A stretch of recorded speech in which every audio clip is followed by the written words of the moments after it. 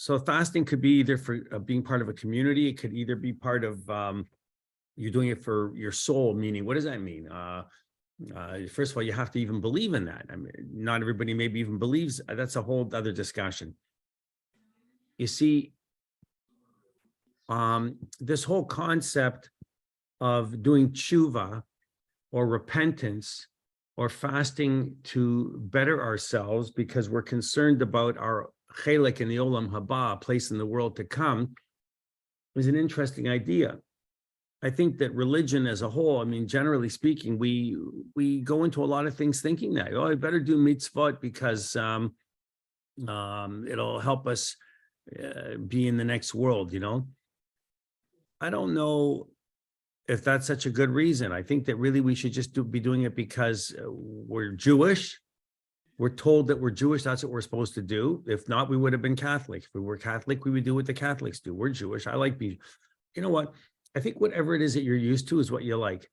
If you like to cook your salmon that way, then you have your salmon that way. You're happy. You could eat it like that every day if you like it. I think that what happens is if I said to any of you, next time when you come back, if you were to come back reincarnated, would you come back as a Catholic, let's say, or would you come back as I would want to come back as a Jew again? I haven't learned enough, and there's so much to offer, and I could probably every religion feels that way. I became friendly with a retired Catholic priest up at the lake up north, and he likes talking theology. He doesn't push any of his views or ideas. In fact, he knows more about Judaism than many Jews that I know. I said to him one time, I got to get back, have to be back by such and such a time for shul. And he said to me, oh, you have to be there for the minyan? I was shocked. This is up in Sturgeon Falls. A priest says you have to be back for the minyan. So I said to him, how do you know about a minyan? He said, well, we study, when you learn, you in seminary, you learn about Judaism a lot. Surprised. And he said, sure, I know people have to say Kaddish. And then I was even more surprised. So I think that we like our religion, we like our customs, but then we sometimes say, but you know what, certain customs don't speak to us. Some things just don't appeal to you. You might say, I like being part of a minyan in the morning because I like talking to people and seeing people, and I pray. When you pray, I often say it's the hardest thing to do because when you're praying, are you praying for tshuva? Are you asking for things? Are you praying for rofei cholim? Are you praying for health? Are you praying for prosperity? Are you praying for all of the above? Are you praying to win the lottery? Are you playing, like you can ask for things during the Amida, during the Shemona Esrei. To be cash, to ask, you're allowed to in there. And a lot of our other prayers are just praising God over and over and over and over. And how is that going to speak to someone who says, hey, number one, I don't believe in an afterlife. Why should I do this kind of tshuva? Why do I need to worry about it? There's an interesting video on YouTube. You can watch it if you want to. It's some people don't like him because his name is Rabbi Manis Friedman, because they find that he's a little bit too outside the box, a little bit too crazy. But what I like about him is that he brings up topics that most people are afraid to bring up, and I find it interesting. I think he was Chabad. He's not Chabad. He's outside Chabad. He's in different circles, but he's an Orthodox rabbi who talks about life. He talks about marriage. He talks about relationships. He talks about all kinds of things. And one of the things he talks about is this relationship that we have with worrying about the afterlife. What happened, he said, this is the controversial video. What happened to Adolf Hitler? Does Adolf Hitler get a second chance? Does he go to hell? Is Adolf Hitler in hell if we believe in an afterlife? How does Adolf Hitler get to go to heaven? Why should he be allowed to go to heaven, murdering 10 million people, 6 million being Jewish? So he says that if it would be explained to us according to what our teachings are, he obviously is pulling some of this from probably from the Zohar and the mysticism and places like that, because you're not going to find these sources in our rabbinic literature, really. And he talks about how he wouldn't deserve to go to hell, because hell is like, if you want to call it, you go to the doctor's office, or you're in the waiting room, and then they take you from the waiting room into another waiting room, and then the doctor comes to see you, that kind of a thing. It's like hell is a place where you can do tshuva. And he talks about the separation of soul, meaning when you die, you're missing being Jewish. What was your routine? Your routine was you got up in the morning, you went to shul. You put on tallis and tefillin, and you put on tzitzit, maybe if you're from Jew, and maybe you fasted on fast days, and you did all of these things. And now we die, our spirit goes into a different place, and there's a separation from spirit, from our spiritual self, from our body. And we have to have an adjustment period to learn how to readapt to be part of the spiritual world, because now we're part of a spiritual world. Now, we don't know. Does that mean that the spirit stays there and eventually comes back as another animal? Different religions have different beliefs. What's the religion? Not Buddhism, but Buddhism believes that a dog can come back either as another animal, or a dog can come back as another dog, or a dog, if it's could come back as a person. I always think my dog is going to come back as a rabbinic scholar, because he sat through 3 years of shiurim with me. He's always sitting beside me. I figured he's got to, he must have absorbed something. So he'll continue to, maybe he'll come back and study Gemara. I don't know, but I think that we don't know. So when we think about doing things for tshuva, why, as part of ourselves or in ourselves, are we doing it because it just feels good? So I think maybe it does. Maybe we talked about how fasting was a concept that the rabbis came up with because they had to look for a reason to get you to not eat for a period of time, because it might be good for you health-wise. Another study just came out. I should share it with you, Esther. You'd be interested. I have to find it again. It was a study came out from a university where they did a whole group. Some of them did an intermittent IF, they call it, intermittent fasting, and some did not. And they talked about those that don't eat after, let's say, midnight, and they don't eat from midnight until 12 the next day, noon. But that's 12 hours of not eating. So you might think that that's not long. You could easily stop eating before midnight or at midnight, for sure, I'm sure. So you might even be in bed earlier than that. So let's say you went to bed at 11 o'clock. Unless you're 23 years old and you smoked a joint, you're not getting up 2 hours later to eat a pizza at 3 o'clock in the morning, right? So if you're going to be going to bed at 11 o'clock at night, you might not eat until 11 o'clock the next day. That's 12 hours of fasting. Maybe you'll do 16 hours of fasting a day. And what they're saying is that there seems to be more clarity in the testing of people's thinking, and more, the blood sugars, the glucose ratings are much more even. And I find that fascinating. So anyway, they didn't say good or bad. They just said that obviously the studies are showing that there's something to it. So when I talked last week about fasting being perhaps a healthy thing to do or a good thing to do, like, why did our rabbis of our generation introduce Yizkor, remembering our loved ones, and saying on festivals? There's no mention of Yizkor in the Torah when it talks about festivals. It talks about Bikurim, bringing the first fruits. It talks about Sukkah. It talks about it doesn't, I don't think it says anything about etrog and lulav. That is rabbinic later on. Shavuot, Matan Torah, Zman Matan Torah, but there's nothing about Yizkor. So why did we create these Yizkor days? Because we're not so good at coming to shul. Shavuot, who cares? I'll eat my blintzes at home. I don't need to come to shul first. So if you don't come to shul, then we're not part of a community. When you fast, I told you the story about me being on an airplane going to Israel on Shiv Asar B'Tammuz, the 17th of Tammuz. and I'm sitting beside a rabbi and he's fasting. So, I fasted too, because how does it look if I'm sitting there eating a plate of food next to the rabbi? It doesn't look nice, right? So you want to be part, you have to think about your parts in the community, and then you justify it for yourself. You justify it by saying, I'm going to fast because it's the right thing to do. I'm part of a Jewish community. And it's good for me. So the 4 fasts, which are written in Hilchot Taniyot, Rambam talks about 2 types, right? And he established this whole idea of the different purposes. There's the personal reasons for fasting, and then there's because of communal tragedy. Now, when we talk about communal tragedy today for us, what would be a communal tragedy? Can somebody give me an idea in the last, I don't know, 10, 20 years of something that we would look at that really caused us to be afraid of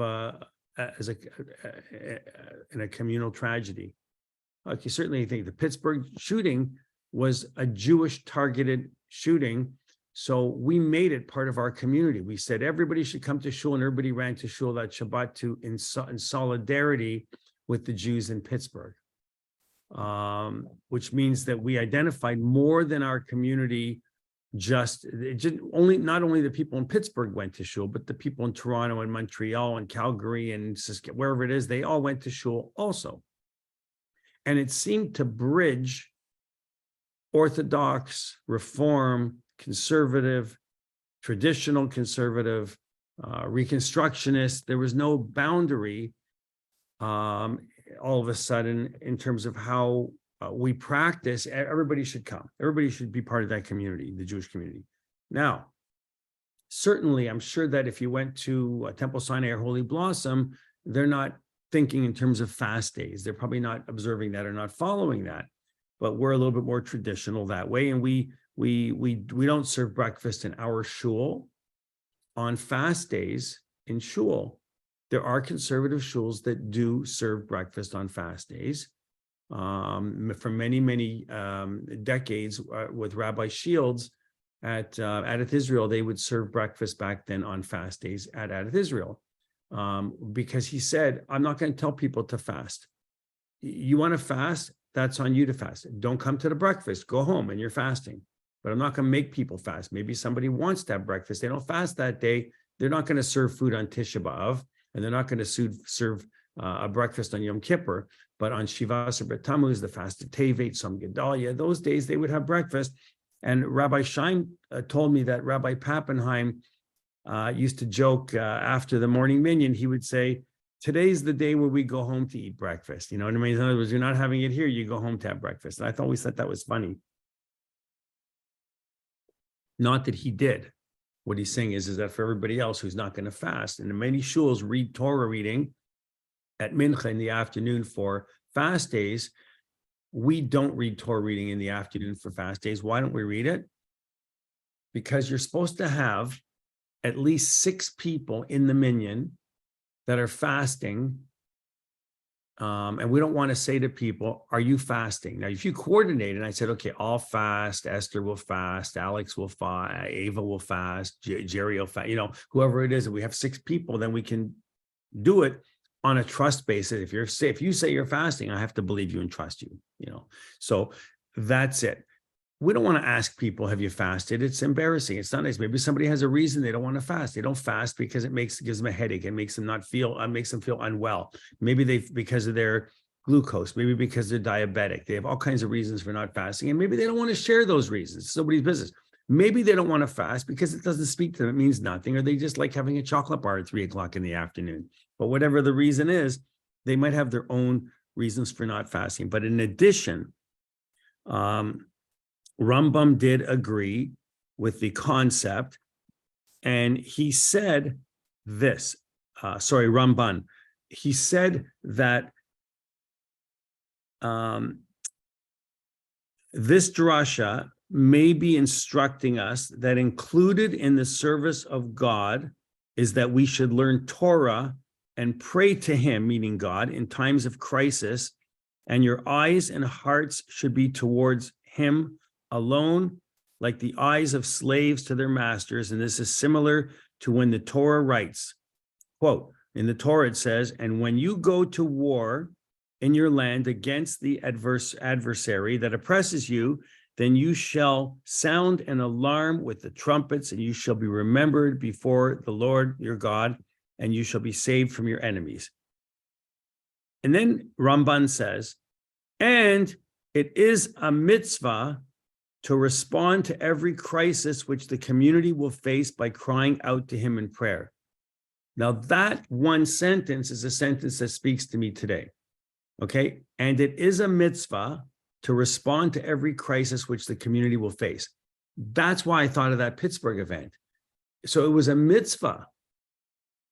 They're saying it's a commandment to be together as a community in times of crisis, to rally together. Now, when you think of the bigger one that I was thinking about, which was the World Trade Center bombing, that was huge.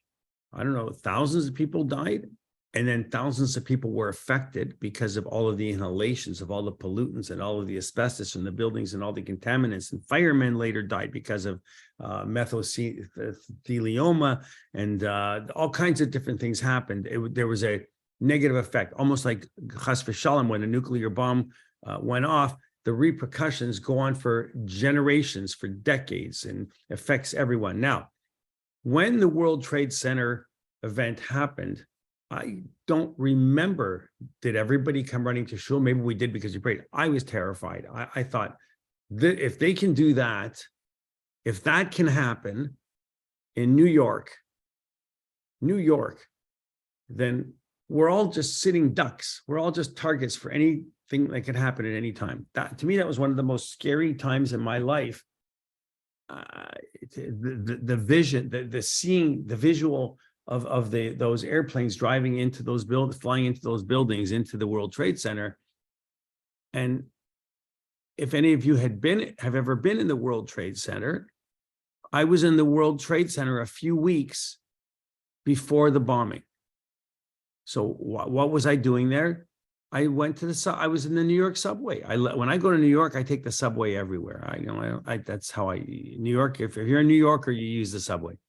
And I went to the World Trade Center, and because I went there as a junction to catch another subway to transfer, it was a big transfer station. You know, every car went, you could get on the B, the A, the 1, the 2, the 3, the J, the M, the M, whatever it is. I needed to use, I remember it like yesterday, I needed to use the bathroom. So I'm in the World Trade Center. I asked the security guard where the public washrooms were, and I went and I used it. I'm standing around looking at this place. It's unbelievable, the World Trade Center. And I was in there and I'm thinking, timing, timing in life, right? Like I could have been a few weeks later there. I had another situation. On my second or third trip to Israel, I met Danny Allman. If you remember him, he was the ritual director at Beth Emet. He passed away this year of cancer in Israel. He made Aliyah and moved to Israel. But in 2003 or 4, and I was in Israel, he said, let's meet at the Sbarro Pizza. And I went to Sbarro Pizza, and we sat there, we had a slice of pizza, we got to schmooze, we talked, we caught up, whatever it was. I thought their food was lousy. You're going to be in Israel, you don't eat Sbarro. You eat like real Israel, like who wants to eat that? But that's what he wanted to do. We went there. It was about a week or 10 days after that the Sbarro pizza bombing took place. And if you remember that, somebody went in there and they strapped themselves with bombs. They blew the whole place up and killed everybody in the restaurant. The place was blown to smithereens. I wasn't in there at that moment. I was in there a week or 10 days before that, but it wasn't very long. So disasters and tragedies hit. I think I'm like Forrest Gump, because I was also in New Orleans when that big hurricane hit and flooded all of New Orleans that time. I the one and only time I was ever in New Orleans. I was about 2 weeks in New Orleans before that happened too. So I don't know. My timing has been lucky that way. I believe that in that World Trade Center bombing, can somebody remind me, did everybody flood and come to shul? Because I don't recall that happening. I don't remember that. It's too long ago. I don't think so. But a lot of Jewish people died in the World Trade Center. I think every community, whether it's churches, whether it's mosques, whether it's synagogues, temples, everybody should have been praying. And that, how come, I ask myself, and I'll ask you this, that some Gedalia, the fast day after Rosh Hashanah, is a fast commemorating the murder of Gedalia, he was murdered by another Jew. But we don't fast for Yitzchak Rabin's. We don't have a Yitzchak Rabin day, where a prime minister of Israel was murdered, and we didn't make a fast day for it. Now, I get there could be say we're not going to do a rabbinic fast day. We're not going to announce it as we're not going to make a decision to say maybe because there's no Sanhedrin, they don't make those kinds of rulings anymore, and that's why there's no fast day for the Shoah. You know, Yom HaShoah. There's a reason to. I can't think of a more solemn, I'm being honest, reason in the world to fast, to not fast on Yom HaShoah, but we fast on some Gedalia. What relationship do we have with Gedalia? I feel bad for Gedalia, but the thing is that you don't know Gedalia. So if you fast, you're doing something as part of the community, but every one of us is linked to someone who we know who lost somebody, even if it wasn't someone in your own personal family, you know somebody who lost somebody in the Holocaust. And we don't have a fast day for that. I find that to be unbelievable, actually. So Rambam is explaining that the focus of the fast is supposed to be on repentance, okay? But while the first type of fast that we spoke about comes in response to an immediate crisis, we have a crisis, why are we bothering fasting? Well, because we're seeking a deliverance. We're hoping God will intervene and turn things around. So the 4 fast days that are commemorating these ancient tragedies, as well as the current national condition, the state that we're in now, is an intention of encouraging repentance for all of the previous sins that we committed and current sins that we are committing. Why is there a correlation between sinning and fasting, or the intention of doing that as a community? Well, because we always go back to the idea that conservative Judaism and Reform Judaism don't talk about it, but redemption has to come from the coming of a Mashiach, and the Mashiach can't come unless we have righteous Jews in the world. And if we have enough people that are doing, encouraging each other for repentance for our previous and current sins, then the world will be a better place, and then the Mashiach will come. And if the Mashiach comes, everything will be wonderful. We'll all have ice cream and cake, and we won't gain any weight. You'll be able to eat all the ice cream and cake you want, and all the chocolate. Everything will be wonderful, right? And the lion will lie down with the lamb. And if you believe all of that, someone would say, I have some farmland in China. Now, but that's what our rabbis and our rabbis tell us, and they teach us, and that's what we're encouraged to think of, the time when a Mashiach will come, whatever that means, okay? So Rav Soloveitchik said that Rambam is describing these 2 types of fasts very differently. He's saying that the first one is that you're on the road, the road to recovery, the road to repentance. You're on that road. And he explains that only a clear and present crisis or tragedy that triggers you want to do repentance. How many times have you heard of somebody that said, if I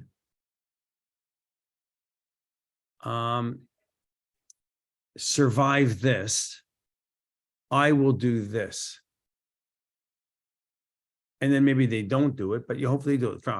If I survive this illness, I will give tzedakah every day, whatever that means. If I survive this illness, I will put on tefillin every day that you're supposed to put on tefillin. So here's a real life case on that. You remember Alex Eisen? Alex Eisen, I went to his house many times, and I was at his house one time, and he didn't come to shul every day in the morning. He came for yurt sites. He was not an everyday shul goer.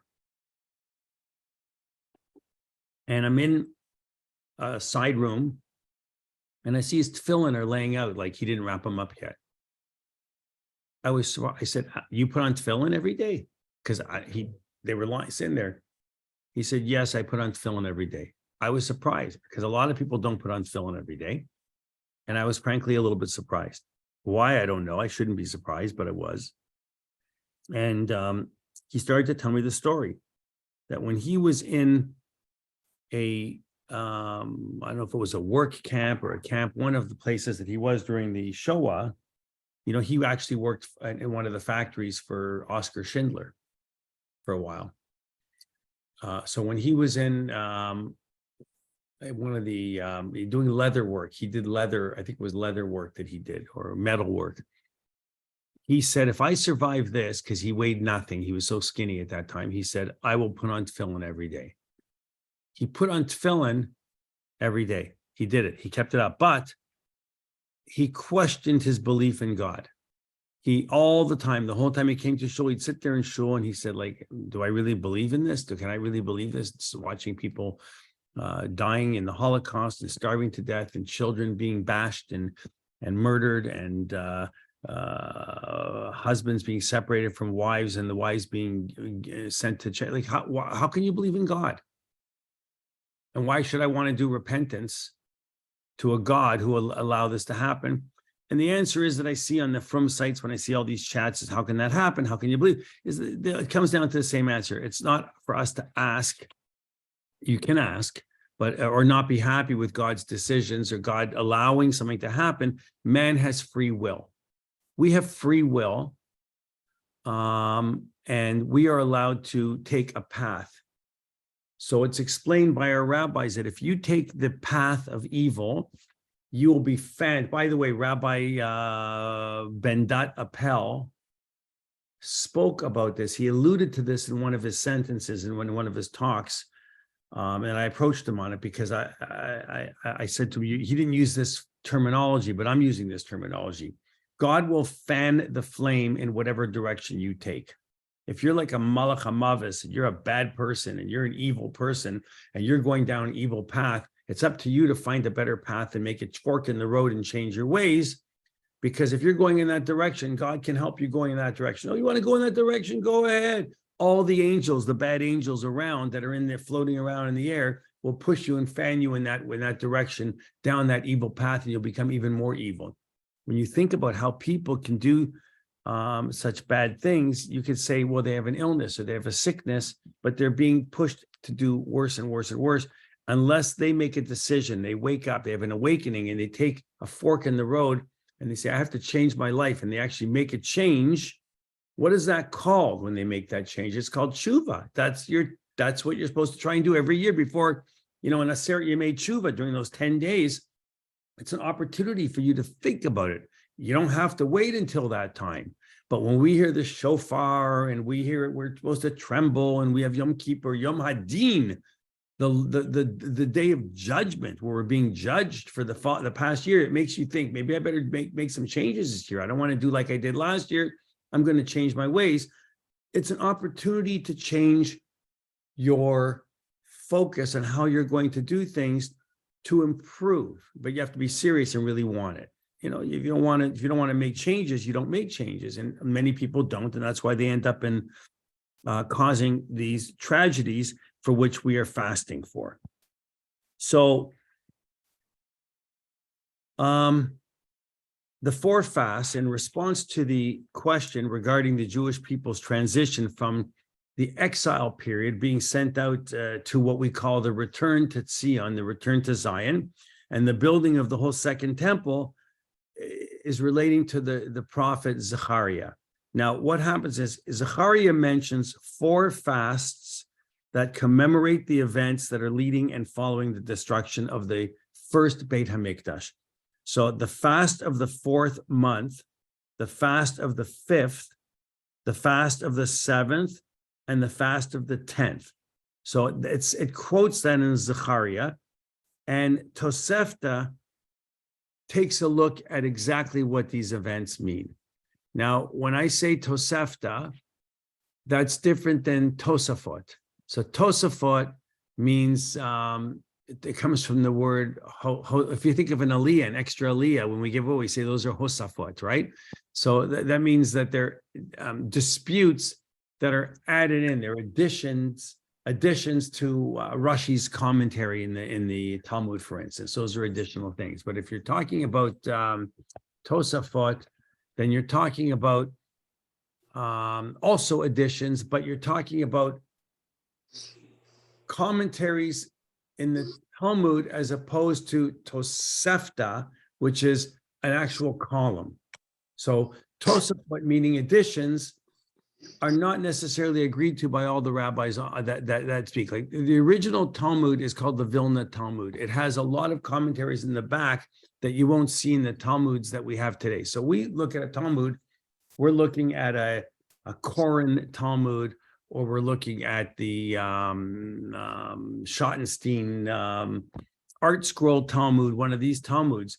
The old Vilna, I don't have one here, it's downstairs. The old Vilna Talmuds are this big, and there was a lot of room for extra writing, and they put a lot of extra Tosafot in the back and Prima Gadim and a lot of different commentaries in the back that you have to look up separately in separate books today. They're not in the volumes that we buy today.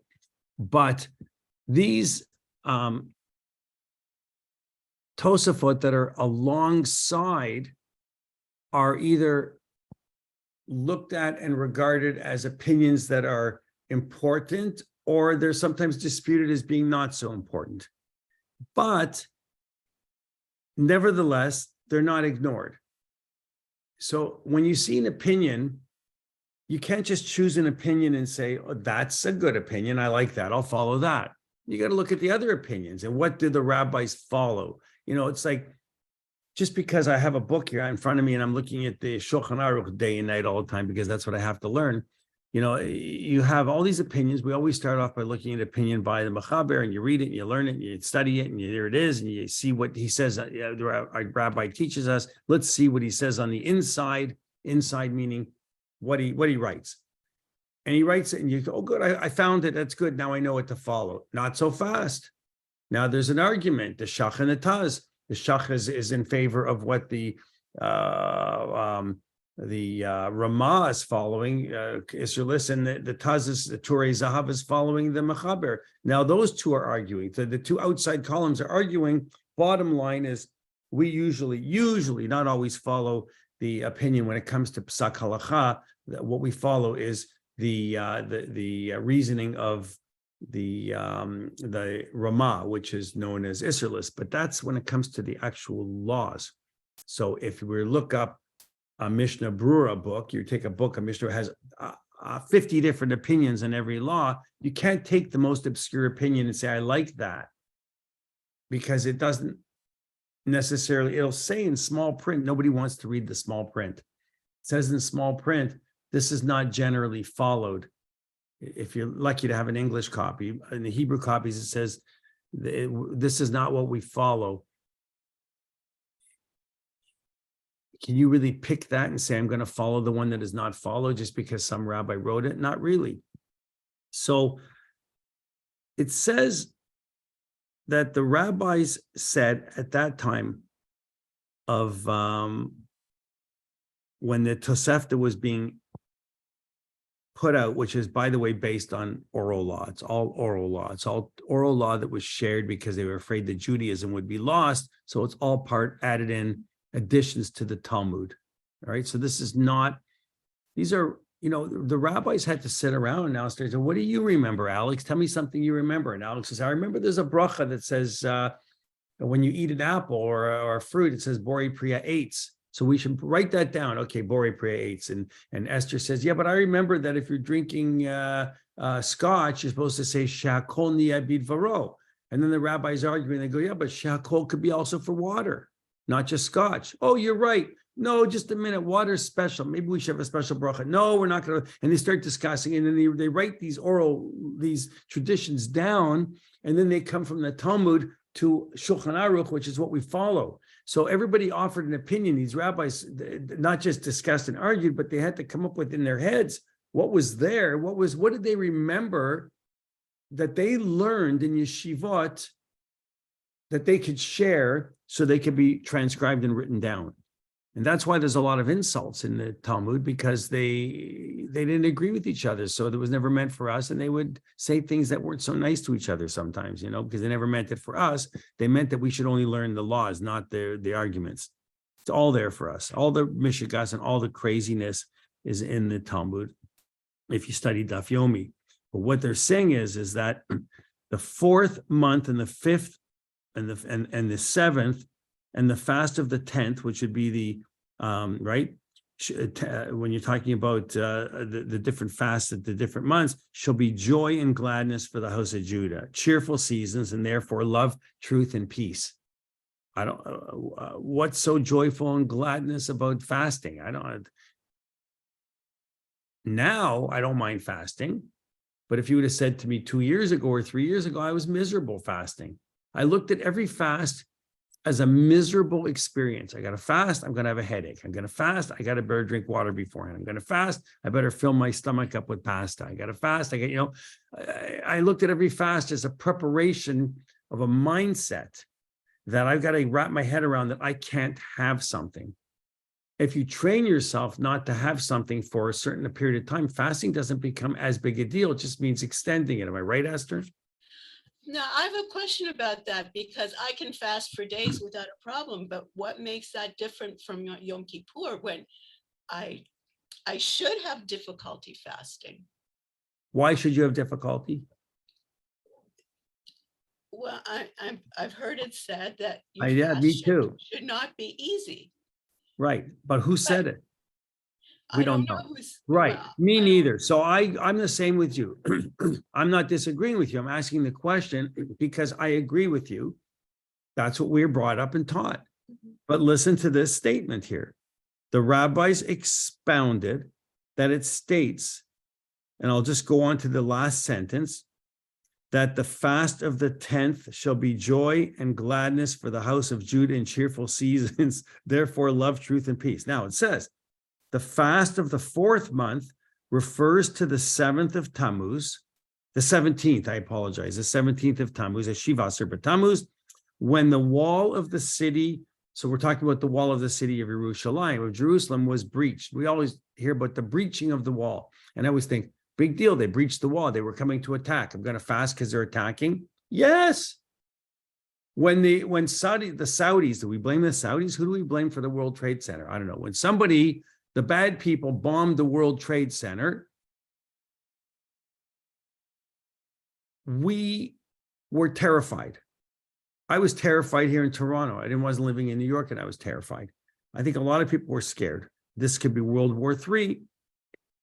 What happened is that, in a sense, is the breaching of the wall in Jerusalem. It's really not any different. Well, it's different because it's not taking away Yerushalayim from the Jewish people, but it's, in modern times, it could be a similar correlation to think that the New York City could be blasted like that, and the biggest, tallest buildings in the world are now being bashed and knocked down, and thousands of people are dying. That's pretty horrific and terrifying, because we don't know what's coming elsewhere. And so if they're saying that Tisha B'Av is the day when the actual Beit HaMikdash was burned and destroyed, the fast of the 7th is the day upon which Gedaliah ben Achikam was murdered by Yishmael ben Netanyah. It says that this is to teach you that before God, the death of the righteous is equal to the destruction of the temple. All right. Now, if the fast of the 10th is the 10th of Tevet, when the king of Babylonian laid siege to Jerusalem, it says that in the Talmud in Sota. So now, and I'm taking this from a book. I didn't just off the top of my head say it comes from the Talmud in Sota. I'm not that smart. Maybe one day I will be, but not yet. So what are we learning here? We're learning that even before the destruction happened, before the Beit HaMikdash was burned down, which is a full fast, like there's a difference between fasting on Shiva Asar B'Tammuz and Tisha B'Av, because Tisha B'Av fasts starts the night before. There's an Erev Tisha B'Av, but these other minor fasts are just morning, right? You can eat breakfast, get up early, 5 o'clock in the morning before when it's still dark, have a nice breakfast. I don't think that's such a big deal to fast if you get up early enough and then, you wait till then you eat. It's not, Tisha B'Av's a hard fast. I find Tisha B'Av hard because I have to fast the night before and go to bed hungry, or eat something beforehand and maybe not go to bed hungry, I guess. And then the next day, you're still fasting all day. So when I'm used to eating something around 1 o'clock in the afternoon, I can't eat anything. I got to just carry on through. What happens is, scientifically, your glucose level rises and spikes because it knows that this is the time you eat. Automatically, it says, hey, where's my 1 o'clock meal? I'm not getting my 1 o'clock meal. Where is it? It goes up. But guess what it does? It settles down. You don't feed it, and it comes back down and it stabilizes again. It's called riding out the curve. So what happens is you learn fasting can be a good thing because of prayer. Yom Kippur is an easy fast for me. Hard for you. Easy for me. Why is it hard for you? Because you're sitting in shul and you're listening to me. It's hard. No, it's true. You have to sit there and look at a page 92 and hear another bad joke. And who wants it? You're miserable. You're fasting. It's tiring. I'm busy. When I retire, Yom Kippur is going to be so hard because I'll have to sit there and listen to somebody else davening, and I'll sit in my chair and I have to fast now. Fasting for me on Yom Kippur is the easiest thing in the world because I'm busy all day. I get a break in the afternoon. I get right back up and I listen to Mincha, and now I'm davening Ne'ilah. Before you know it, it's over. We're blowing shofar. Kol Nidre, I'm busy. Then I have the adrenaline going. I go to bed. I'm all feisted up because, when you daven that evening, you have the energy. People say, how do you have such energy? You fasted all day. Why do you have energy like that? I don't have no energy. You have no energy because you're sitting in a chair and you have to listen to the rabbi and me and Michael. It can be boring and tedious and long. If you're busy, get a job for Yom Kippur, daven somewhere, read Torah, and it'll go so fast for you. Shivasar Tammuz, there's nothing to do. You go to shul in the morning, you sit around, or Tisha B'Av, the whole day you're still able to function and go and do and work. If I get a funeral on Tisha B'Av, I have to do it on Tisha B'Av. But you're not getting a drink of water or ginger ale or a diet. There's nothing. So I think that to think about the reasons that we're fasting, to Esther's point, is that, Esther, what did you say? You said that we fast because we're supposed to be concentrating on prayer. Is that what you were kind of trying to say? It should be difficult for us to fast because that's not our normal thing. And we should be praying and we should be thinking about other people. So it's not supposed to be difficult. If you sat all day and you davened and you prayed and you were in your heart and your spirit was in it and you had a reason and you understood for fasting and you studied and you learned, then it wouldn't be so difficult. Why? Because you're immersed in prayer and davening and doing and thinking about the reason we're fasting and studying. So you get the internet open and you read all about Yirmiyahu and you read all about Nebuchadnezzar, and you read all about the destruction of the temple and the Jews that left in exile, Babylonian, and Rabbi Yochanan ben Zakkai, and you study and you learn, and guess what? All of a sudden, you're not so miserable. You're not so, because if you sit around and you do nothing and think about macaroni and cheese, then it's very difficult. So then it's difficult. It depends. I mean, well, for me, brain stuff, I like to eat while I'm doing, before I did intermittent fasting. So before all that, I would love to eat while I was doing anything that involved thinking or whatever. If I was physically active, then I didn't think about food too much. But if I, anything like prayer and whatever, that would go really well with some pizza. So I have this problem because if I go to New York and I'm sitting in the class, you're in a shiur at a desk and you're sitting there and you sit and you're looking at a book and you're learning. When I sit at home and I'm listening to the Rav and he's teaching me and I'm listening and I am paying attention because I'm typing notes the whole time, At the same time, I'm nushing a bag of potato chips, Well, that's it. because That's I'm it. sitting here. I'm sitting here like this, and the rabbi sees me, and Yeah, I'm exactly. doing this. So, It's terrible, isn't it, Ava? But I do, and I see other people doing it.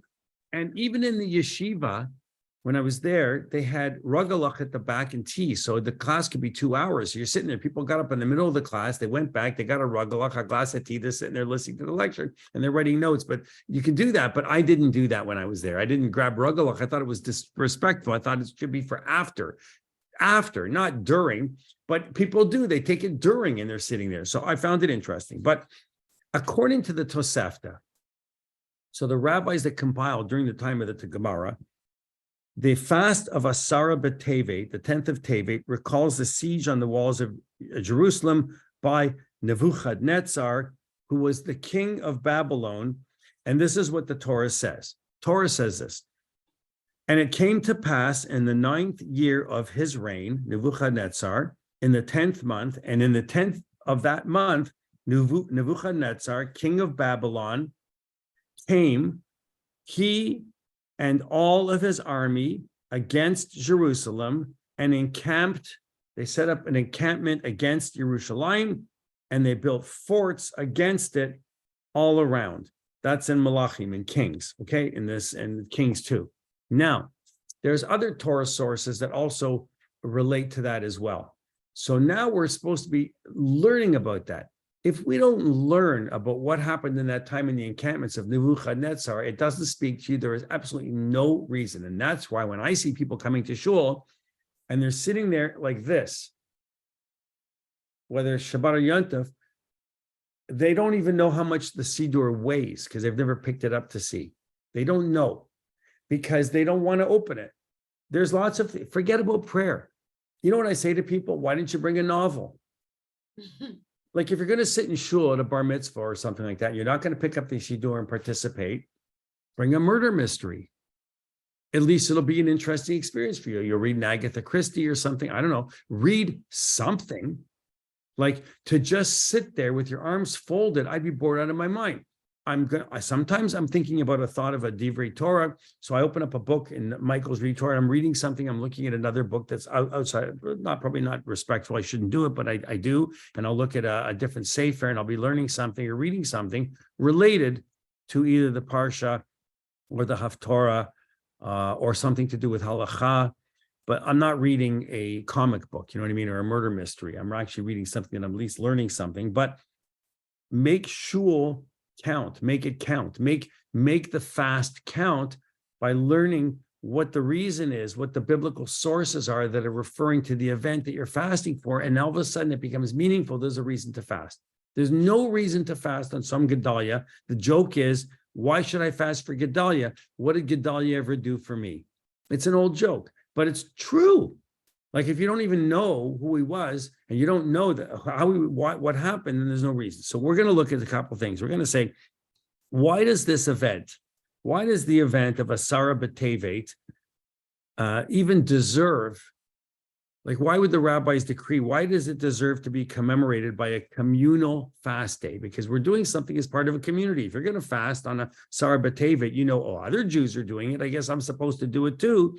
And the breaching of the walls of Yerushalayim and the subsequent destruction of not only the first, but the first and the second Beit HaMikdash, the temples, are certainly of very great historical, and not just historical, but the spiritual importance to us, because the destruction of the Beit HaMikdash took away our place for sacrifices. That's how we practiced.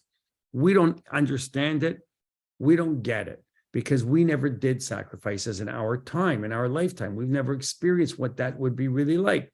Maybe if we saw it, we wouldn't like it. We'd say, I don't like it. They're shechting an animal, they're killing it, they're putting it on their thing, and they're burning it. And the whole thing, when I read about they did 7 goats and 9 this and 10 of this and 4 of this and 3 of this and 2 of this and 1 of this, and one they threw off the cliff as a sin, I don't think it's a nice way of practicing. I think we have a nicer way of practicing through tefillah and tzedakah. Because tzedakah, I tell people all the time, what should I do? I can't come to shul to say Kaddish on this, such and such. Will you say Kaddish for me? Yeah, I'll say Kaddish for you. but I'm not really saying Kaddish for you. Submit, you're supposed to do it. If you're not going to do it, put $5 in a pushka. That's more meaningful in that person's honor than having somebody stranger saying Kaddish for somebody, a relative of yours who I never met and I don't know. If I'm saying Kaddish for someone's parent who I've never met, I don't know, I know nothing about them, I've learned nothing about them, it's not meaningful for me to say Kaddish for them. You feel, oh, I got someone to say Kaddish for me. If you make a donation and you say, I'm making a $25 donation to Leket in Israel or Mazon Canada or to feed somebody, that in your mother's honor or your father's honor or your husband's honor or your whatever it is, that's meaningful, that's important, because that speaks to the elevation of the soul for whom you are doing it for. So if you're trying to fast, to say, I'm fasting because I want to elevate my own soul, you've got to have a reason to fast. There has to be a reason. So if you're fasting because you're saying the spiritual importance of the Beit HaMikdash, how about fasting lahavdil? Lahavdil meaning for the opposite reason. How about this? This doesn't say this in the books, but I'm giving you a thought. I'm going to fast because Baruch Hashem, I don't have to watch sacrifices. I get to come to shul. I'd way rather come to shul and hear Esther be happy and do a Hallel, and I'll do this part and someone will read that part and do that. It's much more beautiful, much more spiritual for me, much more meaningful. I like that. I don't want to go back to sacrifices. I personally don't want, we should have a Mashiach come. I'm not looking for a Beit HaMikdash. I don't want to go back to those days. I don't want it. So if I don't want to, if it doesn't speak to me, I could be saying, I'm going to fast lahavdil because we don't have to witness those days anymore. Our days are so good. We're blessed that if I can fast one day as be part of the spiritual importance of the destruction of the Beit HaMikdash and the spiritual importance that it brings me today, I should write a book there. I just came up with a concept. It's not in the book. I should take that and elaborate on that. That we should think about how fortunate we are today to be able to follow that as opposed to the other way. Similarly, the murder of Gedaliah ben Achikam by a fellow Jew, which led to the cessation of any remnant of Jewish autonomy in Eretz Yisrael. For almost 2,000 years, that also seems worthy of commemoration. All right. So if the beginning of the siege on Yerushalayim, which itself lasted almost 3 years, so the siege, they didn't knock it down. Today we're breaching the walls. Tomorrow we're knocking down the temple. There was 3 years in between this. Does that deserve its own independent day of fasting? It's not like they breached the walls and they encamped it and they came in and knocked down the Beit HaMikdash the next day, because then it would be Tisha B'Av, would be the 8th of Av. They knocked it down. And then the 9th, we'd have 2 days of fasting. You got to fast on the 8th and you got to fast on the 9th. They knocked the walls down. There's 3 years in between. So perhaps the fast day is reminding us that there's a beginning to the process, which is important to have our attention. It's worthy of our attention. And there's also a lack of proper response at this earlier juncture, at this earlier time of the siege, to what the end result was, which was the destruction of the temple. So the siege was not only tragic because its impact on the people that were living in the city, because now they're going to become oppressed. You know, when you get surrounded, there's an oppression. There's a time where now you can't do this. If you do that, if you circumcise your baby children, we're going to kill you. If you don't convert to our ways, we're going to kill you. If you go to do a sacrifice, we're going to kill you. If you get caught doing this, so they're being oppressed. They're living under oppression. So that does give us a reason. And the Jewish people didn't respond to it in a manner that we would have thought could have averted the destruction. We're being taught by our rabbis that they kind of went along with it like a bunch of sheep, because guess what?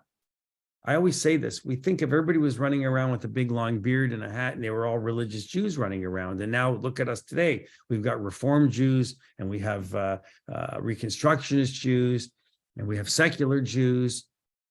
So you think it's any different then? The only difference then was you were either an Orthodox Jew or you were a non-practicing Jew. You were a secular Jew. There was no in between. There was no other way to practice. We have, Baruch Hashem, lots of different ways you could practice. We have conservative Judaism. There's a home for conservative Judaism. You know, as we shrink, I believe that there's going to be a very welcome comeback to conservative Judaism. It's going to maybe be called something different in a number of decades. Maybe they'll call it traditional Judaism instead of Orthodox Judaism. I have no idea.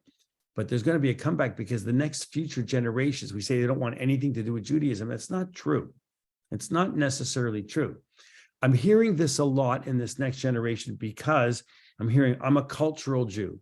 I don't even know what the hell that means. I'm a cultural Jew. That means they like chicken soup on Friday night and they say a bracha maybe over challah if you're lucky. But being a cultural Jew means they come for the fun times. They want to bring their kids to Purim Carnival or a Hanukkah party. And they want to give their kids presents because all the non-Jewish people are giving presents on Christmas. And they do that.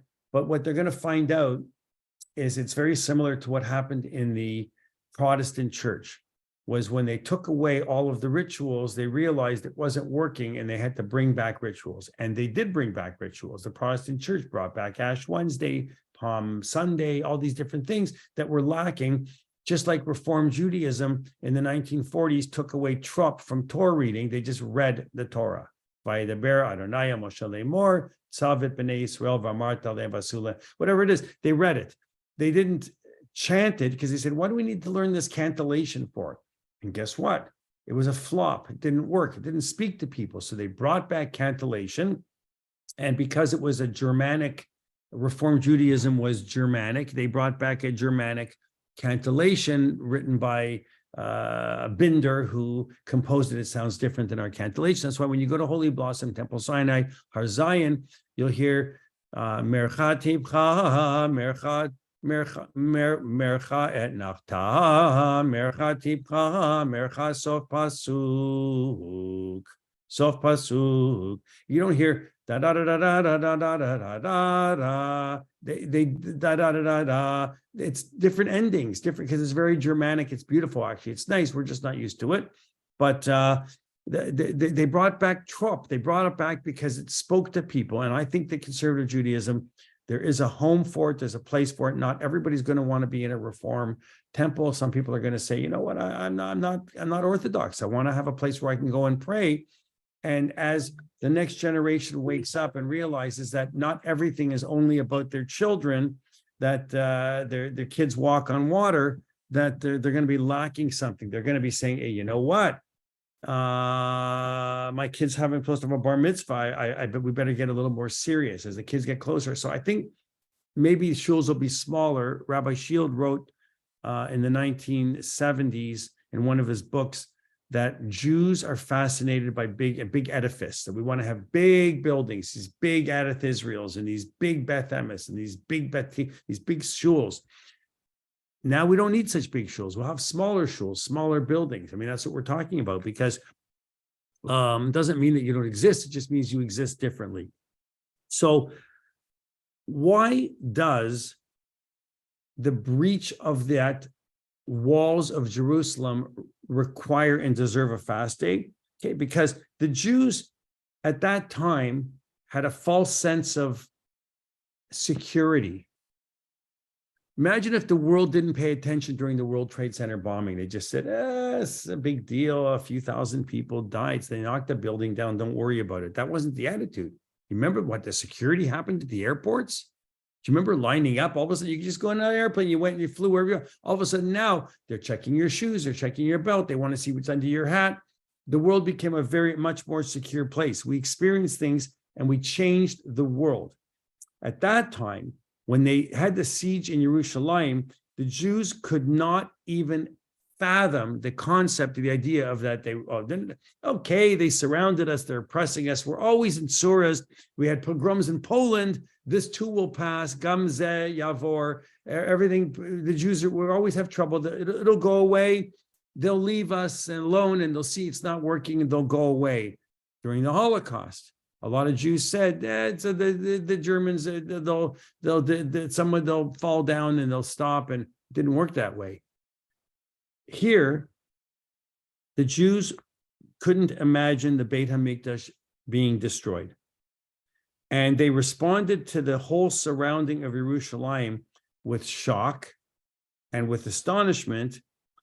But at the same time of this report to a siege, as related in Ezekiel, reflects a nation's disbelief. But what did they do to change it? That's the whole thing. So it says here in Ezekiel, and the word of the Lord came unto me in the 9th year, in the 10th month, and the 10th day of the 10th month, saying, Son of man, write the name of the day, even of this selfsame day, the selfsame day the king of Babylon has invested Jerusalem. So by emphasizing the day of attack, by saying this is the day that the attack happened, how does Ezekiel, he's a prophet, right? So God spoke to Ezekiel.